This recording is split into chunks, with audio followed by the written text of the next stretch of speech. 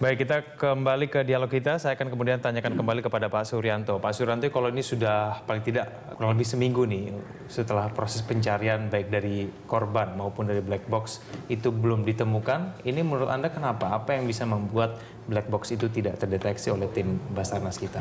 Jadi seperti Pak Darmo jelaskan bahwa kendala utama di lapangan itu adalah masalah cuaca. Jadi perlengkapan bantuan dari Rusia, dari Singapura, dari mana-mana sudah cukup alat-alatnya. Cuman kesempatan untuk mendeploy alat-alat itu terkendala dengan cuaca.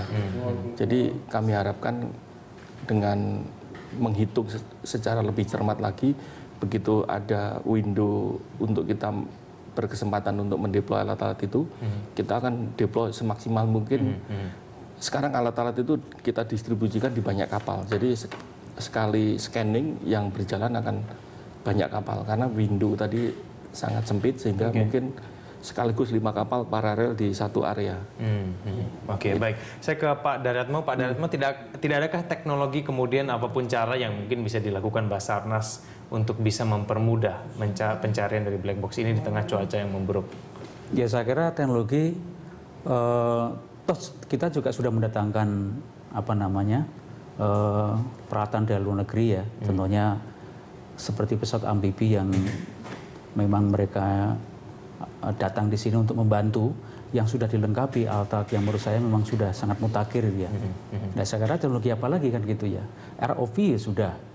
Kemudian ada seperti yang digunakan untuk mencari MH17 itu ada marine submersible yang itu juga mungkin serupa dengan ROV kan gitu ya. Jadi menurut hemat kami sekarang ini kalau dari segi alat teknologi menurut hemat saya sudah cukup lah. Sekarang memang kondisi cuaca yang dimanapun kita juga menghadapi ya harus sabar lah gitu ya.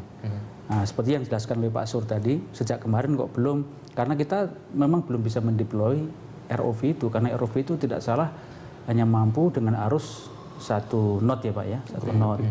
Nah, sementara kemarin arusnya kan sampai 2 knot. Saya kira kalau dipaksa untuk dimasukkan ke dalam air, dia akan hanyut gitu.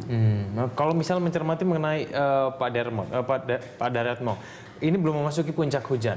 Puncak musim penghujan begitu. Apakah kemudian nanti medan ini diperkirakan akan terus semakin berat begitu? Apakah berarti sebetulnya peluang terbaik dari teman-teman Basarnas ini mencari black box pada saat-saat sekarang ini bukankah seperti itu Pak Darmo?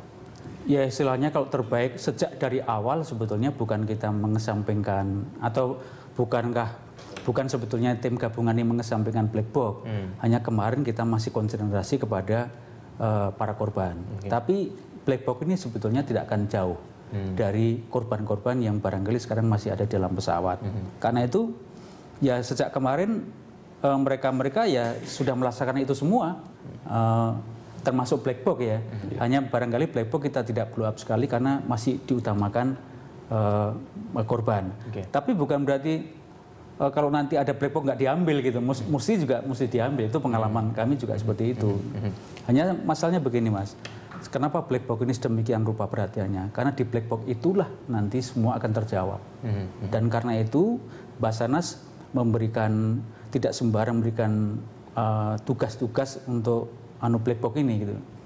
Dan normanya memang kalau kita bicara black box itu KNKT normanya. Itu hanya untuk membagi siapa berbuat apa dan siapa bertanggung jawab kepada apa. Tapi sebetulnya di lapangan sana lagi-lagi saya katakan itu sama-sama mereka gitu. Baik, kita tahan dulu dialog kita.